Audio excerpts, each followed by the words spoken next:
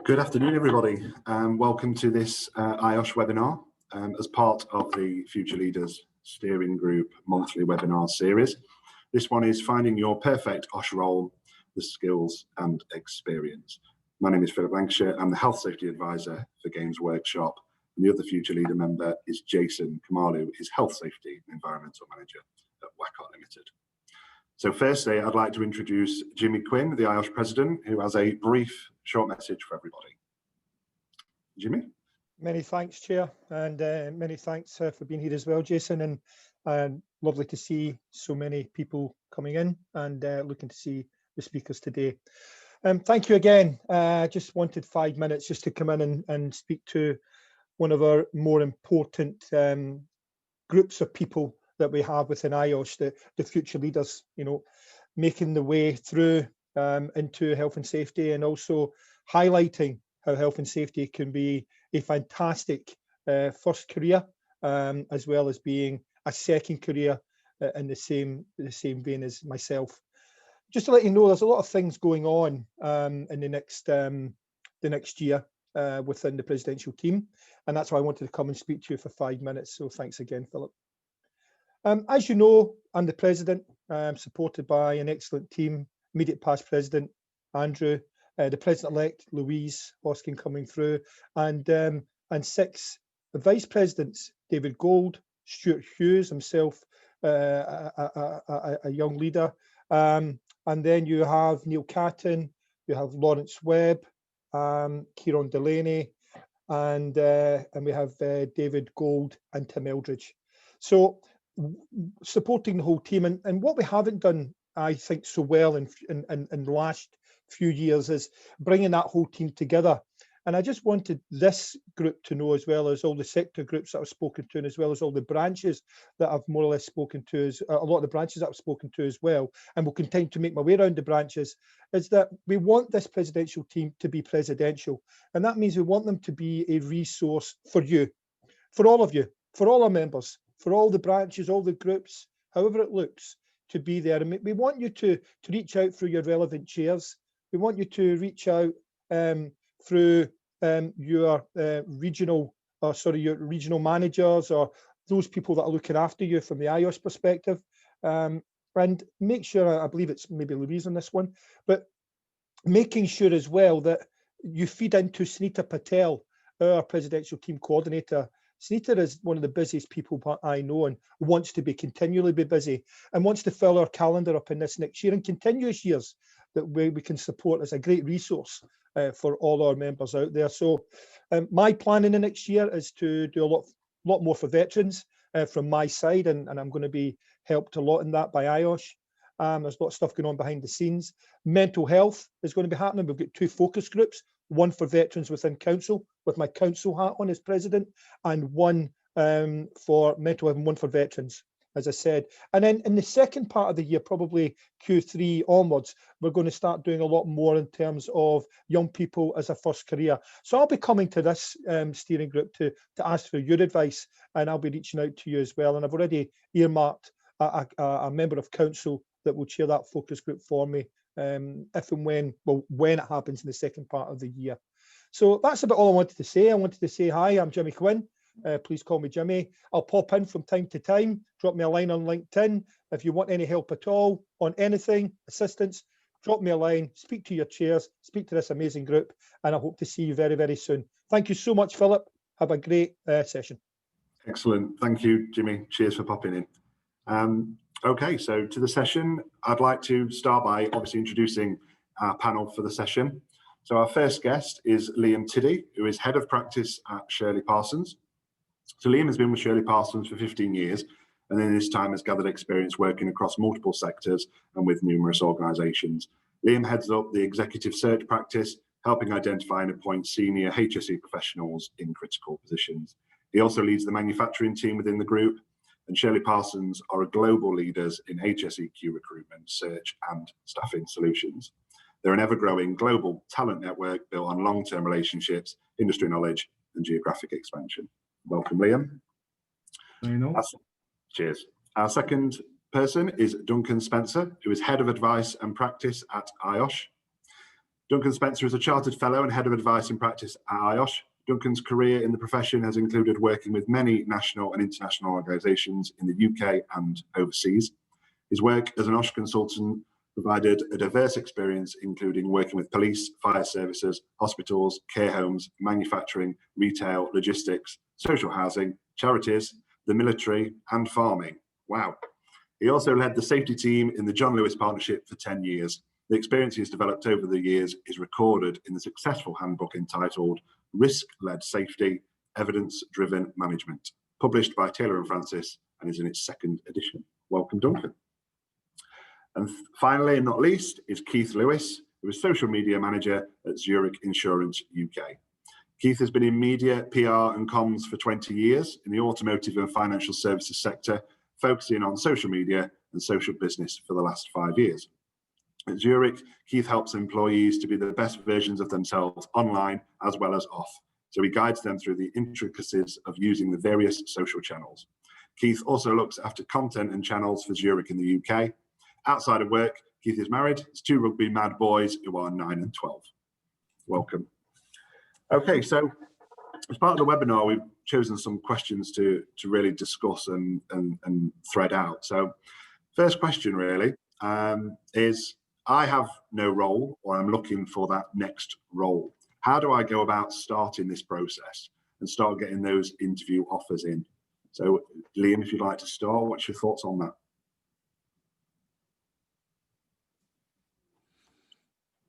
Oh, I don't know if he's there, he may have dropped out. Okay, Keith, do you want to? Yeah, I was actually, I mean, there's so many answers to that question, isn't there? I mean, and actually it splits itself nicely in half right at the very start. So if you're out of work and looking, and then just looking for your next opportunity, there are 2 very different approaches there. I think either way, I think that what I would always suggest to people is to sort your digital footprint out, is to sound think like Google, think like the people you're going to be trying to get him into, and when they look at you, if they either see you on their profiles, if you're engaging with those companies, if they're actually looking at your profile or looking for you, what are they going to find? Because you're in control of that. It might be a little what I would call social cleansing, if you like, of going back through your backstory and seeing what's in your profile, that perhaps particularly those of you at the younger end of the market, where your lives have lived through either Instagram or any other platform. I'm going to see that, and as your future employer, do you want me to see that? So you can do a bit of back cleansing, but then make sure that the platforms that you're actively using on a professional basis tell the story that you want me to see. Me being your potential future employer. So get your profiles right, make sure you've got a solid foundation, you've got a good backstory that really helps me to understand who you are, what you're about, and why I want you to come and work for my organisation. Duncan, what's your thoughts? I'd like to spin the whole idea out just a little bit further, because one of the pieces of advice that I wish I'd had when I first started out on my career path is to begin with the end in mind. So look across the whole career that you want to have in this worthy profession, and think about what the steps are that you're going to have to make in order to get to the point where you wish to retire. Now, I know that might sound really strange, but in actual fact, it helps a great deal if you not just look at the next role, but look at the role after that, because in the next role, you need to be building the experience bank that's necessary to then move on again in your career.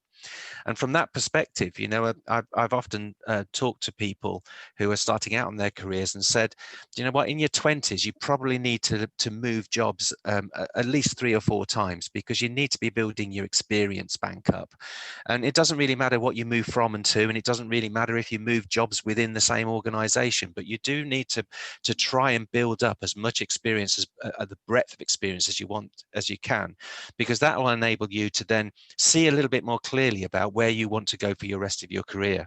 And then perhaps in your 30s, you need to be moving maybe 3 times, and each time sort of really concentrating on what it is you want to specialize in your 40s, you've probably got a couple of moves, and by the time you get to your 50s, which isn't that far away actually, he said, looking at the other end of his career, you will then be where you want to be, and through that process you'll work out, do I want to be a generalist? Do I want to be a specialist? Do I want to just think about the OSH profession alone, or do I want to introduce quality and security and environment and various other factors into my skill sets? So I think one of the things that is really important when you're looking for your first role is to think about where you want to go. You're in the fantastic position that you can always change your mind, but having some kind of purpose of overall of where your career, you want your career to go, will help you to find what industry to look at, what specialism to go for, or whether you want to be a generalist and such like. I think, obviously, from my experience, I think maybe we've seen in the past that a lot of people have fallen into health and safety, maybe from other roles that they've done, and it gets tagged on, and then they sort of fall into it maybe as a full-time position.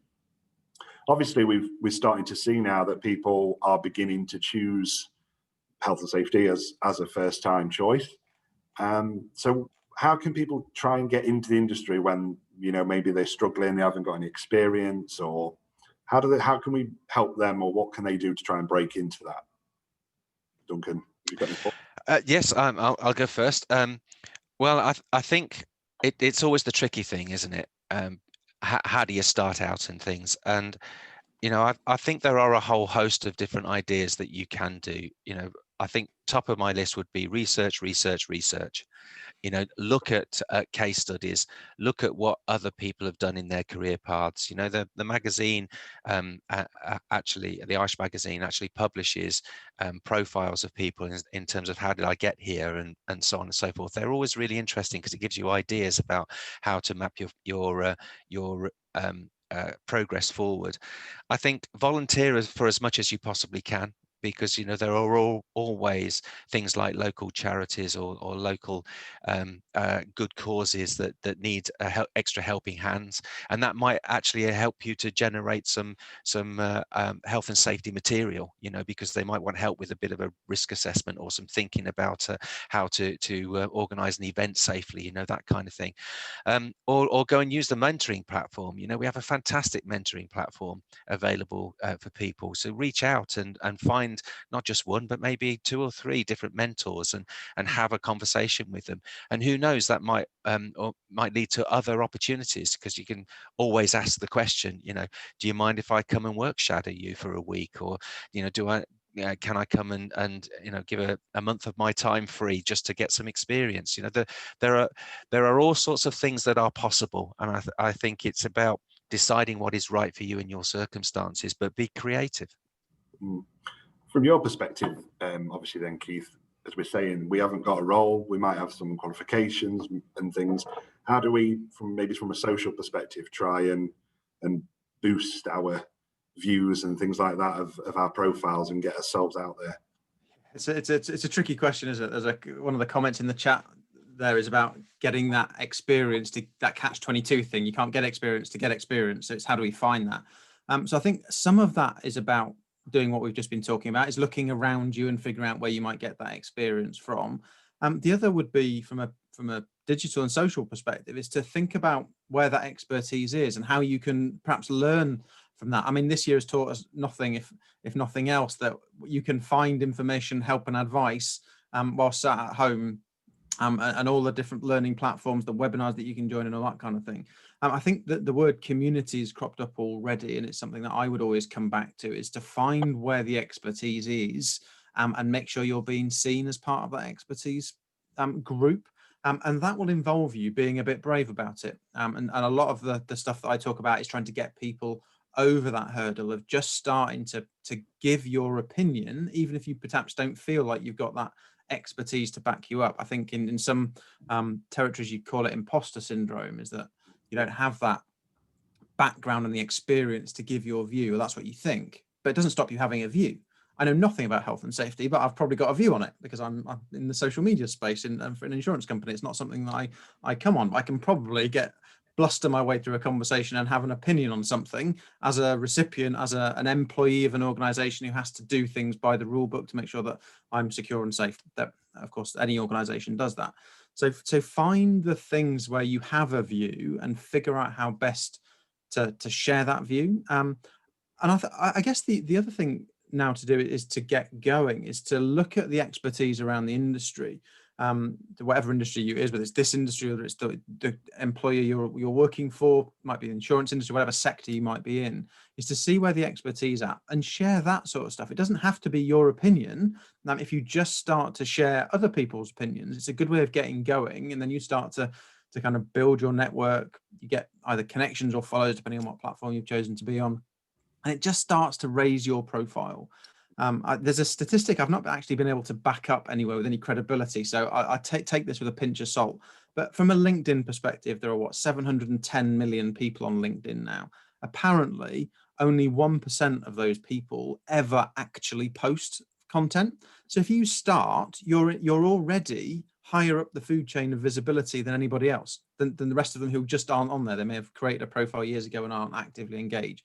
So as you start to move up that pyramid of being there and reading, then you start to comment, then you start to post your own thoughts, which could be sharing a news piece or an article that you've read elsewhere from. You guys will be producing your own materials as an organization. So everyone on the call, share the IOSH stuff. It's in your sector. They've done the work for you. Then you'll start to be more visible. You'll start to be seen more. And that might start to just open some doors, or at least be aware of things. So the key is to really start to engage with that profile. Totally, yeah. And how you do that will depend on where you want to go with your, I guess, career, or the target that you might be aiming for. If you're aiming at a company or a particular role at a particular company, do some research to who the decision makers are. That might be the health and safety manager. Actually, the decision makers sometimes are the recruitment people. So if you want to come and work for Zurich, there might be the health and safety manager, Hugh Jones, who I know is an IOSH member. But it might be the recruitment and talent acquisition team that you need to be seen in, because if Hugh's got a vacancy, he's going to go to the talent team and say, I've got a vacancy, find me some talent to interview. So they're doing the first bit. So how do you get on that list is a way of kind of working the system a little bit. Yeah. Welcome back, Liam. We're still obviously going through the first question with regards to how do I start the process about trying to get those interview offers? So I'd be interested in your perspective from a recruiter perspective on that. Just dropping out and go over the main points, but then the keeps kind of and he's totally right. It's about visibility, getting your there and doing other people aren't. From a recruiter's point of view, it's partnering with people to work with to help them measure what the right opportunities are like. Because if you're going to interviews, you need to obviously apply for the right type of or organisation. So it's people you can trust and they can trust you as well. So it's very much a symbiotic relationship. And then just talk.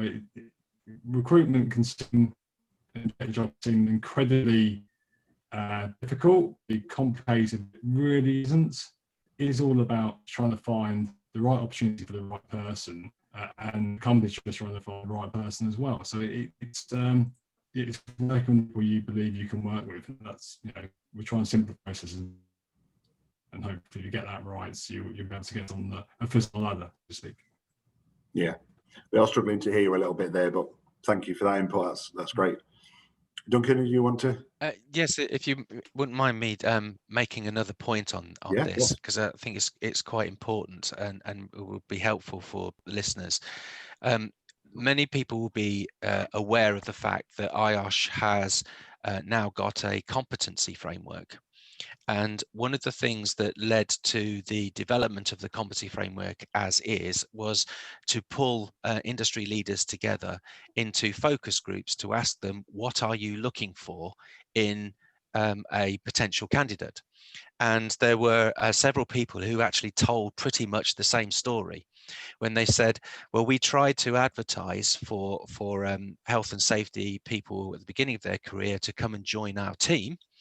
And what we got back was a whole host of CVs, which you couldn't really discern the difference between, because everybody said, I can write a policy, I can write a risk assessment, I understand the hierarchy of risk controls, or whatever else it might be, but it was all very much the same. So how do you actually try and find your way through those CVs in a way to say, well, actually that person looks interesting, they look a bit different. So that was the first point, but it led to a very important second point, which was when eventually these people did appoint their new team members, what they found was that people were struggling to influence change within the workplace. Now, this was fundamental to the design of IOSH's competency framework, because what you will notice now is that half of the competencies are about our technical ability as OSH professionals, but the other half, and it is roughly half and half, are about our behaviors and about our business skills. So when you are applying for a health and safety role, while you might lack in the experience of implementing your technical know-how, what you shouldn't really be lacking is your behaviors and your business skills. Because if you've had other kinds of roles, even if it's, Saturday jobs, or you volunteered for to organize scouts, or some kind of group at university, or whatever else it might be, there are some fantastic skills in there where you can draw that out to say, I can influence change, I can manage projects, I can make things happen in your organization. Come and hire me, come and talk to me. So don't think just because you lack experience from the technical point of view that you're at a disadvantage, because you're absolutely not. If you can play up those other things, you will be probably even more attractive. Because do you know what? People like me who've been in those leadership positions, we can teach you the technical skills that you need to have. What we can't teach you is those abilities to be able to converse with people, to be able to engage with people, to be able to be mindful of detail, to be project orientated, to be an influencer and a collaborator within our businesses. That's much, much harder. Yeah, excellent. Thank you for that. I'm going to move on to the second question. I've seen some people are posting in the chats and things. If you have got any questions, please post it into the Q&A, and hopefully there'll be some time at the end. We've put some time aside to look through those and try and answer some of those for you. So second question. I've been offered an interview now. What do I do now? What do I do? What's the next steps? How do I prepare? Do I need to look at researching for the company? Those sort of things. Where do we go from here? So I'm going to try and start with Liam. I think he's turned the camera off, but the audio might help the audio. So Liam, if you are there. Can you hear me better now? Yes, I can, yes. Okay, I'll plug some headphones as well, and obviously I don't have to see my mug. That's probably a benefit. So in terms of preparing for an interview, it is preparation. So again, with a recruiter, very about their point of view on the role, the people. They may have spoken to the hiring director and get a real view on the cultural fit as well as the technical side. Do your own research as well. There is so much information out there now from Glassdoor, which agree with a pinch of salt, because most people will either be incredibly positive or incredibly negative on there. But also the company websites, news, links as well as companies see what's going on in the current environment. Wikipedia is a pretty good overview of the company as well. Again, obviously you want to cross-reference against it. And also on YouTube, if you've got, for argument's sake, going to a manufacturing organisation, often there are videos of how they work. So it's just trying to get as much information as possible so you feel as fully prepared as possible. And in terms of how you present, practice with your family or a friend, kind of do an interview. It's the same as a real, but at least gives you some sort of feel, preparation, and it's probably try not to worry about it. Such interviews aren't like they were in terms of a scary panel of directors, one side of the desk or another. It's very much more about a meeting of minds, understanding about potential. If you're coming to the market, they're not going to expect or shouldn't expect you to know everything about health and safety, the way of working, but will expect that you've done your research and prepared to work hard, prepared to learn. So you take that into account. Hopefully that will help to get over the line and send an opportunity. Excellent. We are still struggling with your audio there, Liam. I don't know if there's anything you can do to help that. But Philip, there's one other resource that I don't think Liam just mentioned. He may have done, but I'm not sure I heard it. And that's a platform called Glassdoor. Okay. I'd really encourage you all to look at Glassdoor from two different lenses. If you're already in an organisation, see what it's saying about where you work at the moment, but also as a tool to see what people say about other organisations. So Glassdoor is a bit like the TripAdvisor of the employment world. That's how I describe it, and it lets employees of those companies anonymously rate what it's like to work there. So you will get a feel for what people are complaining about. You have to take it with a pinch of salt because, like TripAdvisor, people generally might go on there to be negative about it. So you've got to kind of balance out what's there and read between the lines if you possibly can. But if you're going in there blind, there's also a great section of it that will give you a clue as to what the interview process is like, what sorts of questions you might get asked for a particular role. So do have a look at Glassdoor and see. It's a great free resource. As a user, you don't have to pay for it.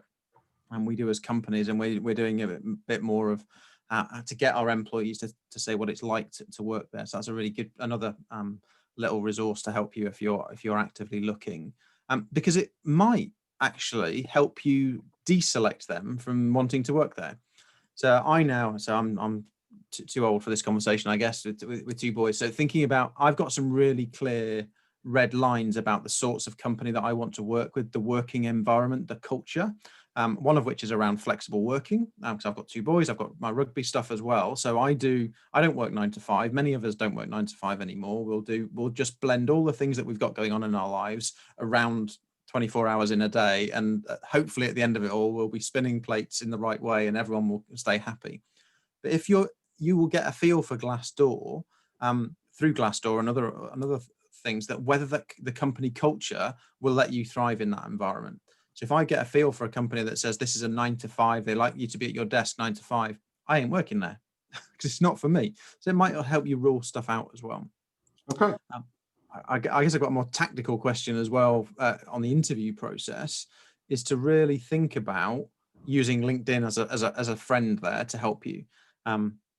Again, I'm not quite sure how 2021 is going to end up looking, but an interview, you remember, you used to go into someone's office space, you used to meet them in reception, have a quick chat, and then you go to an interview room. Well, yeah. That's happening virtually now, potentially. But still, you should know when you're having an interview, whether it's in the flesh or virtually, who the person is that you're going to be talking to, whether it's the hiring manager and HR. You should ask that question up front. And you've always got, whether it's virtually or in person, that small talk section at the front where you've got to get through it while giving a good impression and all that sort of stuff. So have a look at the person that you're going to be meeting. Look at their LinkedIn profile and find out a little bit of something that gives you something to talk about. Potentially, I mean, if you can see my screen behind me, it's got my rugby posts up there.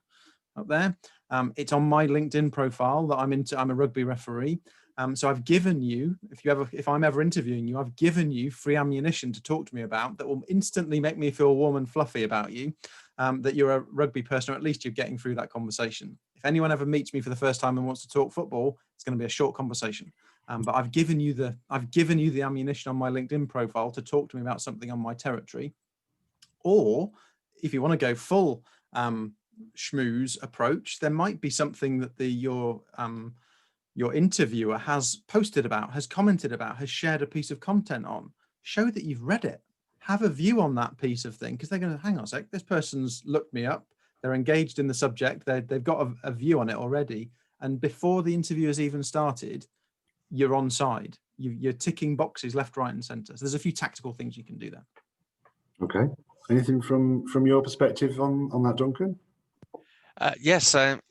So having said that, how much the non-technical skills are really important in the last question, I'm now going to dwell upon how important the technical questions are for a little bit, because one thing that is really impressive as a person who has interviewed people in the past for starter positions and such like, is that they've done their homework and they actually appreciate to some degree, you're never going to know the detail, but to some degree, they appreciate the safety issues that are within your organization.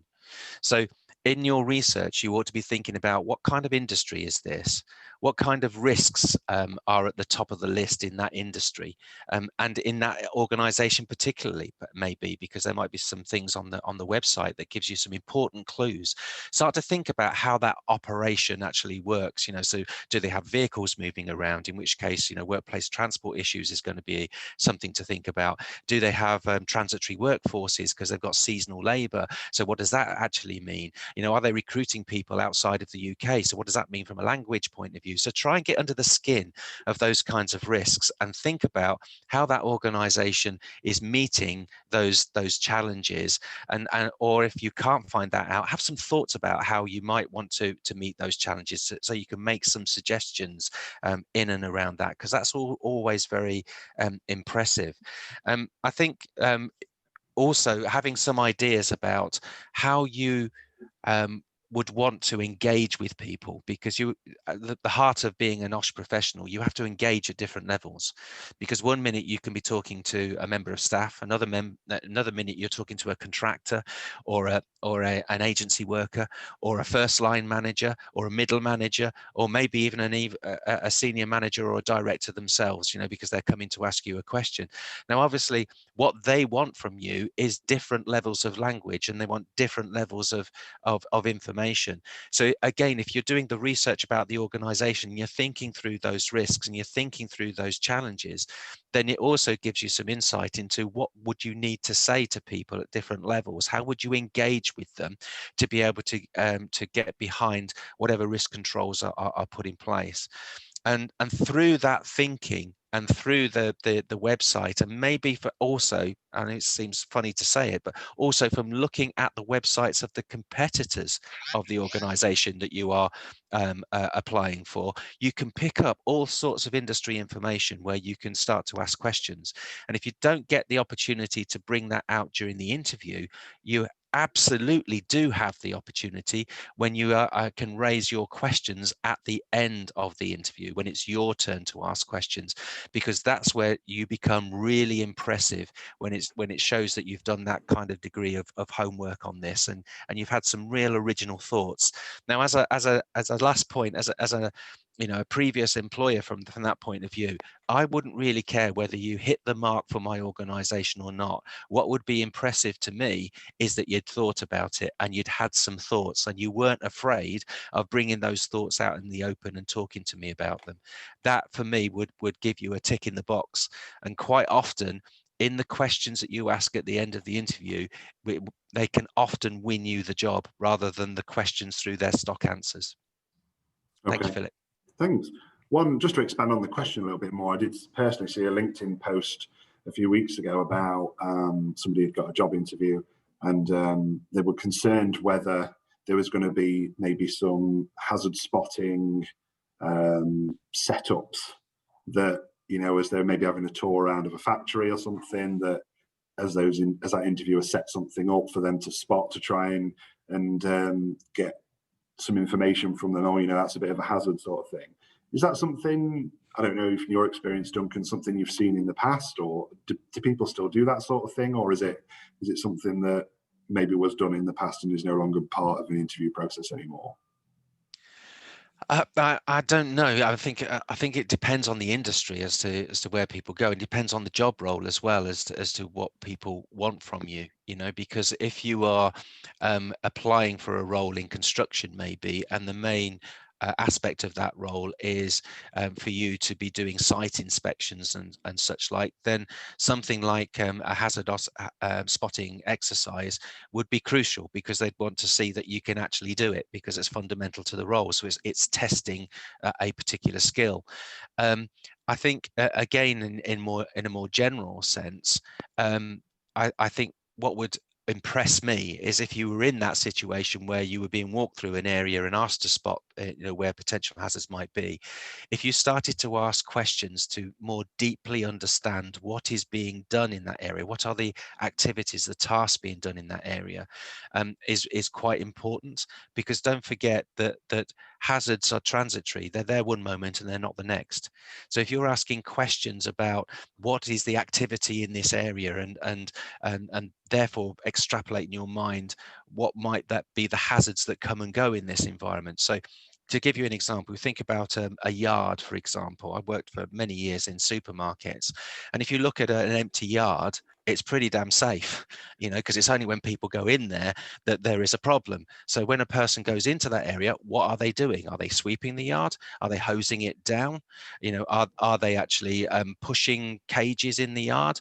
Are they going to be walking across the yard at the same time when there's a reversing vehicle?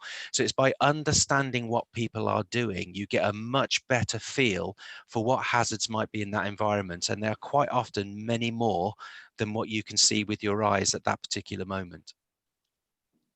Brilliant. I don't know if you've come across that at all, Keith, in that sort of area at all. Not so much in my world. I think the gotcha experience is probably something that's moved on. I'm guessing lots of these hazard things will be virtual now, is that you'll be asked to watch a video and identify things at that respect, which is, I guess, the sorts of things you are ingrained to do anyway. So yeah, it's not something I've particularly come across. And I think if you've gone through the process and you've got through the door and you're being interviewed, they generally want you to do well. This isn't about finding people out, because it's about finding you out. You're not going to get through the door to start with. You won't be there. They'll have filtered you out to start with, I guess. So I think it's reframing the thought process about how you've got into the room, and that you've already demonstrated some of the skills that they're looking for. Because frankly, it's a waste of time as an employer to get you in and everything that goes with an assessment day, centre, whatever that looks like.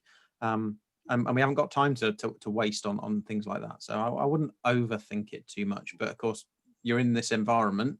It's the job you're going to do. So do look out for things. If it gives you something to talk about, or as Duncan said, a question to ask to help you to show that they know what you're looking at and what your process is, then it's going to do you no harm. Okay. Philip, can you hear me now? I can. Oh, Hi, Liam. You're back with us. Yeah, so we'll try. Hopefully, this will work this time. But just to add to the hazard spotting element, it's beyond the technical side. What clients are looking for in that scenario is often about the engagement with other people in the organisation, and it does tend to happen quite regularly in high risk environments, so construction, manufacturing, where there is that kind of walk in the shop floor element to the role. So Keith's absolutely right. They're not there to find you out. At that stage, they're pretty keen, actually. It's almost like how you're going to interact with people. It's the cultural fit and the engagement piece. So yeah, prepare for it. And actually, it should be the most enjoyable part of the interview process, because it's not really formal. It's actually it's looking to see candidates in a real life or as real life situations they can get to in that process. Mm-hmm. Okay, thank you for that, and we can hear you a lot better now, so that's brilliant. So what I want to do now is spend some last 20 minutes or so just going through some of the questions that people have submitted to try and hopefully provide some feedback to you all and get some bits and information to you there. There seems to be quite a few questions regards specifically to qualifications and what qualifications to get, because I haven't got any experience, those sorts of things. And there's one question here regards why is the NEBOSH and the diploma so focused on and key. I don't know what your guys' thoughts are on that. I think at the moment, I know we have the NCRQ is out there as an alternative to the general certificate and things like that, but are we still stuck in that way of people are looking for the NEBOSH and looking for the diploma? Duncan, do you think? Right. Okay. So there's a couple of things here. First of all, be mindful of the fact that what we're talking about here with certificates is what we call a level 3 qualification. And one of the things, of course, that IOSH did this year is publish its own level 3 qualification, and that's the one that we would promote to members to take, not just because of the fact that actually it's not that expensive compared to its competitors, but also that you can do it online. But much more importantly for me, it has been properly designed for the modern workplace. Because I think that the challenges of the modern workplace have been recognized. You heard me talking earlier about the competency framework. That in part was in reflection of how Europe had reflected on how workplaces have changed and how many disciplines, not just the OSH professional, but you know, procurement professionals and accountants and so on and so forth, we've all had to develop away from being primarily a specialist and much more in terms of being a general manager and an advisor and such like. So these other skills are really actually quite important. So that has been recognized in IOSH's level 3 certificate, that direct reflection of what modern workplaces are looking at, and it's much more focused on culture, it's much more focused on engagement and such like, and that's what businesses tell IOSH they actually need in their people coming forward. And then from the point of view of a level 6 you know, a diploma or something of that nature, level 6 qualification, there are a whole host of things that are presently available for people to do and to take. But I think what is most important when you're starting out on this journey is perhaps not just to rush through the qualifications, because again, as an employer in the past, I'm interested in your qualification because it gives you a baseline. But what I'm much more interested in is your skills and your experience and how you built upon that qualification, because the qualification itself only just gives you a leg up, as it were. What is much more important is that you can persuade me as a potential employer you can do this job, you can apply those things that you've learned in the workplace. Going on from that, as you say, you're looking at the skills and experience more and how you apply it. Liam, I don't know, are you seeing that in the recruitment industry? Are people going beyond just, have you got a certificate, have you got a diploma, and really looking for those softer skills and things? Yeah, absolutely. So Duncan's absolutely right. The initial qualifications are a baseline, but it's how you use that information and then how you build your experience as you progress in your career, and if you're looking to go into the kind of obviously clearly the leadership elements of health and safety and beyond, it's actually other qualifications that might be more valuable, be it an MBA or something in finance or even engineering. It doesn't really matter to a certain extent, but it's broadening the horizons. So with the clients we're working with, and this goes from advisor to director level, in terms of they're all looking for the same thing, and that is how you impact an organization. So it's building health and safety into the wider business and complementing their aims. So actually having other skills as well as technical skills is going to be just as important moving forward. Okay. Have you got any input on that, Keith? I don't think so. I think I guess it's a wider positioning of the sector, I guess, as to what people are looking for. I think, harking back to something I said at the start about imposter syndrome, I was just looking down the attendees list. We seem to have a fair mix of genders on this call, which is fantastic. And it's statistically proven that when people look at a job description, men will say, "Yeah, I can do that, and I'll apply." Women will say, "But I can't do all of this. It's just an ingrained part of the psyche, I guess." So one thing we're trying to do a lot of here is to encourage people to read between the lines and not to tick every box that's on that chart. One of the reasons you might be looking at this job is to gain the experience that it's looking for. So not overthinking the fact that you're not capable of doing that job is to reframe it, I guess, in your mind, think, well, I can do this, and recognize that I might need to do the job and learn skill X, Y, and Z as we go through, and be upfront about that already. And I think it's just a psychological approach to the whole process that's probably just worth just having a bit of a think about. Okay. So as a white man sitting here with a job. I'm going to come back to you, Keith, again. There's a question here regards tips for performing well at virtual interviews, particularly building rapport and communicating confidence. How do we do that in a world of screens and webinars and Zoom? Yeah, well, actually, again, I think this year has done us a load of favors in that regard, because we're now so used to, I guess, switching on our Teams or Zoom or whatever it is might look like, and being on camera. I think there's a bit of a confidence issue. There's also a bit of a setup issue, and I don't know if Liam's with us, but I'm going to sort of use him as a negative example here. And because what you don't want, apologies, Liam, for just, it's the obvious thing to mention here. If you're going for an interview, is to think about the experience that Liam's just had, is that things are dropping out all the time, and it's to figure out, if you know you've got this really important thing, can you go somewhere? Now we all can't, we've got kids at home and all sorts of stuff. There's many reasons we can't at the moment, but can you go somewhere where you know you're not going to be interrupted, where the Wi-Fi is, if you know you're in a dodgy Wi-Fi area, is there another way to do it? Can you route it through a mobile phone rather than the Wi-Fi? So it's just making sure that it looks okay. And also it's little things like, I mean, I've invested, I do podcasting. I've got a podcast as well. So I've got a podcast mic in front of me that's hopefully means the audio is good. The video's all right. I've got a little light on the top here that's making me look half decent.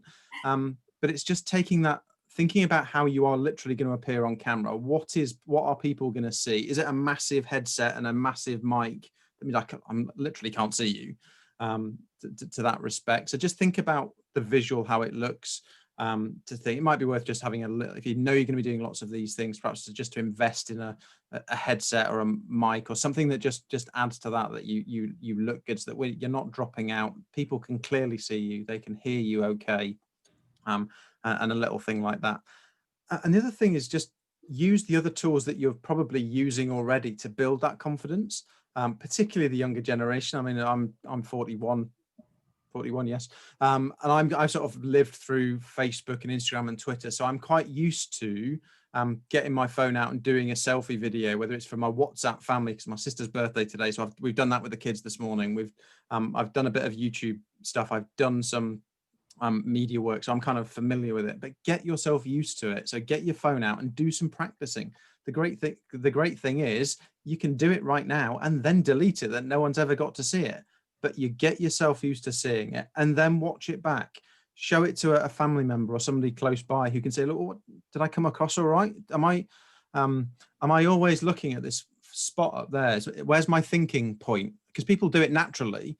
And unless you watch yourself, you don't know that you're always looking up there or over there, or I'm going to talk to my podcast arm here rather than the interviewer down there. So it's just, be aware of it. Do some practice runs with yourself, or get a friend to join a live or a chat or whatever it might be, a messenger or whatever. Set it up to get yourself confident to doing it right. So you've got the lights are all right, the background's okay. You've moved the Hitler book from the shelf behind you, which our CEO did once. I probably shouldn't say this out loud. She was on holiday and she did an employee call, and that she was in front of somebody else's bookshelf, and I couldn't stop looking at the Hitler book. So just think about what's behind you, the distraction point and things like that. So it's really easy nowadays to get yourself over that hurdle and that barrier. Sorry, Liam. I guess from your perspective, Liam, obviously companies are now using Zoom and all these setups now quite often with the current situation. So what's your experience with it, and how do we prepare for this? Yeah, he covered it really well in terms of preparation. Again, is key. An element of being real does help as well, in my experience. So, you know, your house is your house, your background's your background. Everyone's in the same boat. So I wouldn't get too worried about it. Today's probably a good example where clearly it hasn't gone well for me. Fortunately, I'm not on an interview process, but clients are actually more, less judgmental than necessary think, so they're not going to call you out on it. Everyone's got limitations. So, but it is reality that pretty much, in fact, every first stage interview I've had since March has been done by video conference. So it's just the reality, and that's not going to change. Even if we go back to a degree of normality at Easter time, for example, there's actually a lot of time and money saved, travel time for both clients and candidates. So yeah, the preparation that was mentioned is absolutely key. But yeah, be honest. If you are stuck in a tiny room or whatever it may be, make them aware. And people people don't like surprises. So yeah, I don't think it's anything to worry about too much, but just practice and prepare accordingly. Okay. Anything to add to that, Duncan? Not on that specific topic, but I can pick up another couple of loose threads if you'd indulge me, Philip.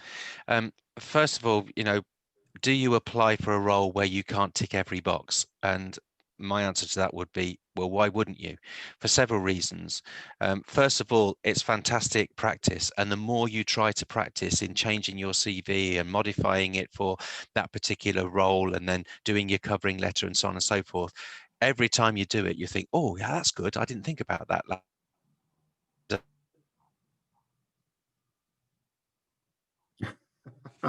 From one to the other. It's catching. Yeah, it must be catching.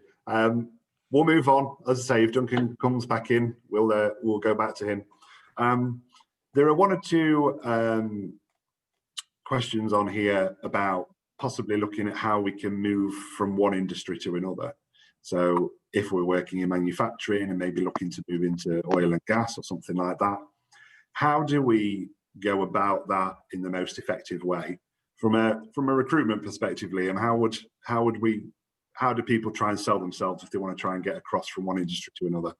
Right. I think this is a big issue for the health and safety industry as a whole. Some of it is self-inflicted. So there is a view, or has been a view historically, that, well, let's say take construction, for example, or rail. If you haven't got construction or rail experience, you can't do this job. You don't get it. You don't understand this sector. Fortunately, that is changing slowly but surely. But from a candidate perspective, you still have to look at it from their point of view. So it's very much looking at transferable skill sets. So if you're looking to move from manufacturing to oil and gas, as you say, actually there's a lot of shared risk. So again, it comes down to doing your right research. What can you offer that organisation that they might not already have, but also complement what they have already? So it's looking at realistically and taking maybe baby steps on each move. So if you're working in an office environment and that's all you've done, it's very difficult to suddenly move to a completely high risk environment, say oil and gas or rail. But there'll be staging posts somewhere along the line. But don't be afraid to apply. And yeah, everyone's got gaps in their CVs or experience, but it's how you can potentially overcome it. So it's not easy, but it's certainly doable. Is there a way to help do that, Keith, from a social perspective, to try and boost your profile to cover all sectors in some way? Is that possible? It's always possible if you want to go as wide as possible. I think as wide as the sector is. I guess there's always the approach, no matter what sector you're in. There's always the debate to be had about specialist versus generalist. I think Duncan set that up for us right at the start as to where you want to go. But keeping an eye on the whole of the sector, I think is crucial. As professionals, I need to keep my eyes and vision on all social media platforms, whether I'm on it. I don't do TikTok, it's not my thing, but I need to know what's going on about TikTok in case it crops up in my industry. So think about in the same way for the sector of the industry that you're in, is to kind of be able to bluster. I use different words sometimes, but I won't today. To bluster that first conversation so that you're at least knowledgeable about it, get through that first conversation about it, and then kind of you don't have to go too deep on it. And that goes back to my press office days when I was in the media relations world. I used to have to be able to talk to a journalist about literally anything to get through that first conversation so that I sounded like I knew what I was talking about. And then I'd run off and find the expert in it so I could really know what I'm talking about later on. So it's that sort of approach. Have a really shallow knowledge of everything, and then you've got your deep crevice of knowledge for the specific areas that you want to be in. Okay. There are a couple of questions on here. Just might be able to squeeze these last couple in. So the ultimate question that I think a lot of people ask is about pay. And in an interview process, when do we mention or talk about pay when adverts are put out there without any pay brackets or remuneration brackets on? How do we broach that subject, Liam, and start to have that conversation? When and how? It's a really good question. So I'll take it in two parts. One, if you're working with a recruiter, is you can be pretty upfront and talk candidly. So they should be. Sometimes adverts aren't by recruitment companies can't be advertised in terms of the financial side as part of the agreements, and sometimes it's to avoid kind of backing yourself into a corner. But at that point, you can just speak to the recruiter and ask, roughly what they're paying. Sometimes it can be quite broad. Also, recruiters like to ask you what your current salary is. That's a good question, because it's not about trying to get you down. It's trying to advise you accordingly what is possible. Because if we're going to ask, a candidate what they're looking for financially, often that number's just plucked out of the air. You might be on, let's say, 25k. You're probably going to say you want more, but is that 30, 35k, 40k? So it's working again in collaboration with your recruiter to figure out what the right option is. The trickier part is, obviously you're applying directly and they haven't advertised the salary, is trying to broach the subject at the right time. And I don't have a direct answer for that. You're going to have to think laterally or on your feet when you're in the interview process, get a feel for how the process is going, but you should roughly know where the salary sits based on the job itself. But sometimes there can be some horror stories out there, I do appreciate. So I haven't got a magic answer, unfortunately, but I hope that gives some sort of guide. Sorry, one thing I should add, if you are applying directly, I'd often say, I'm sure other recruiters from other businesses say as well, give them a call, just ask for the advice. That's what they're there for. There's an element of pro bono work in what we do. So we want to offer that support, and don't be afraid to pick up the phone. There is, Philip, and I mentioned it before, Glassdoor, again, could be your friend here, because part of one of the questions that you answer when you're leaving your review is you can give salary information. So when you're looking at a particular company, you might be able to get a feel for the types of the sorts of pay bands, or even the specifics for particular roles. Of course, that will depend on people having declared it and put their information. The good thing about Glassdoor from that respect is that as someone, if you leave a review, if I was to leave a review about Zurich, I don't put my name on. I can you choose what information to put into the mix. Now, social media manager at Zurich, there's only me, so I'm going to be careful not to declare my whole hand there if I'm leaving that review, but it might just give you an insight as to what it means, because different similar roles in different companies or in different sectors could be quite a big difference in pay and benefits. I guess at the early time, there's also, I might be getting too specific here, but I remember really, really clearly, there was a point where I was looking for a new role and I hadn't taken into consideration the tax band change, where you go from the lower to the top rate tax band. So actually, when you're declaring your hand, don't go over that, because actually, if you just go over it, if you declare £2,000 more than that band, you're never going to see it, because the tax man's going to take it all anyway. So just have a think about that when you're looking at those options, of where the tax barrier might be. It might not be an issue for you. It might not be. It's just something to have in mind when if you're going to come up with an answer, and it's going to be around that tax band change. Bear in mind that there's a tax band change that might impact what you actually get if you are offered that. Yeah, just add to that very quickly, is the wider package that companies offer. So salary obviously is clearly important, but the wider benefits are incredibly dramatically different from businesses to businesses. So they have really strong bonus schemes, LTIPs, company car. Some companies still offer free lunch. So you've add up actually how much that costs. I appreciate a lot of us are working from home now, but you do the maths on that, you can make a lot of savings. So look at the whole package before kind of making a decision on what's right for you or not. Yeah, definitely. I think it comes back to what you mentioned earlier, Keith, about you're looking at the flexible working side of things that may be more important to you at this time in your career, in your life. So yeah, there are more things than just the pay. One final quick question before we wrap it up then is mainly regarding rejection, and how do we deal with that a little bit? Keith, from your perspective, we've applied, we've maybe gone through 2 or 3 interviews, and we get that phone call or email to say, unfortunately, you've not been successful. How do we cope with that? Well, you've got no choice but to cope with it. And I've got a thing that I kind of live by, is kind of accept and move on.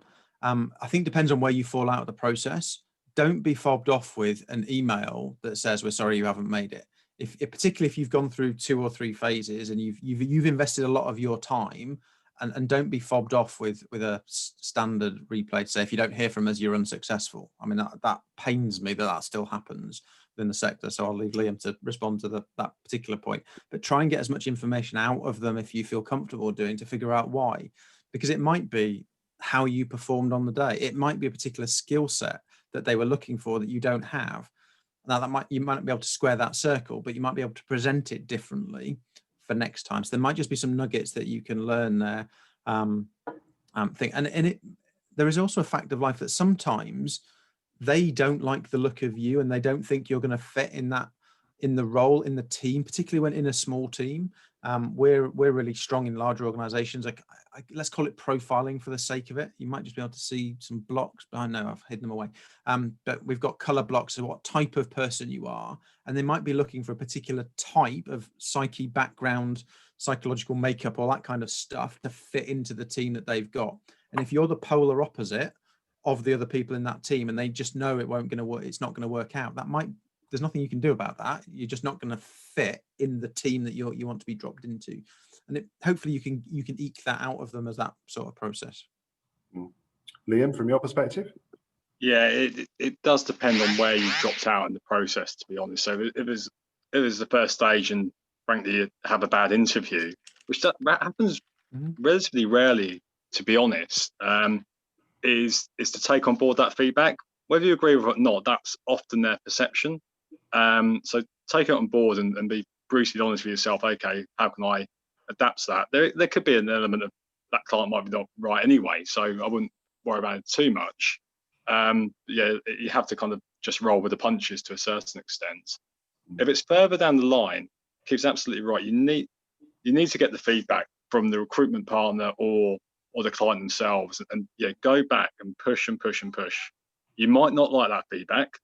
Often it is a cultural piece, and sometimes it's just what someone else is pictured to the post. We might have a little bit more relevant experience. A lot of the times that the final decisions, when there's maybe between 2 or 3 candidates, is incredibly slim, and it's difficult to take. And from a recruitment point of view, going back to a candidate and say, well, they just chose someone else because they've got something slightly better. It's really horrible feedback, because sometimes you just can't affect that. So yeah, try and get the feedback, deal with it, and work on it. And sometimes it's not to be. That sounds incredibly fluffy, but that's often the case. Yeah. Well, I'm going to start and draw this to a close. So thank you all for. Sorry, attending. Philip. Sorry. Yeah.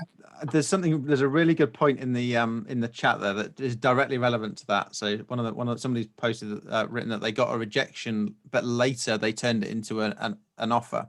So don't be too critical of what happened, because it might be that the person they offer the job to doesn't want it for a different reason, and you might be second on the list. So don't burn your bridges by having a reaction to the rejections. There's a really good point in there that just came to mind. Having turned down a job before, I knew that somebody had the other call that didn't get it and probably ended up getting it later on. So it's worth just always worth thinking about. Yeah. So I'm going to draw it to a close. Thank you everybody that's on, the participants, for coming in and attending and watching us. Thank you to Jimmy Quinn for coming in at the beginning there and giving us his brief message. Thank you to you, Keith.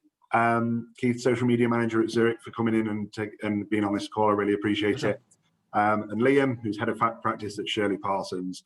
Also like to obviously thank Duncan, who unfortunately seemed to drop out from us, but Duncan, as I say, is head of advice and practice at IOSH, so we really appreciate their input.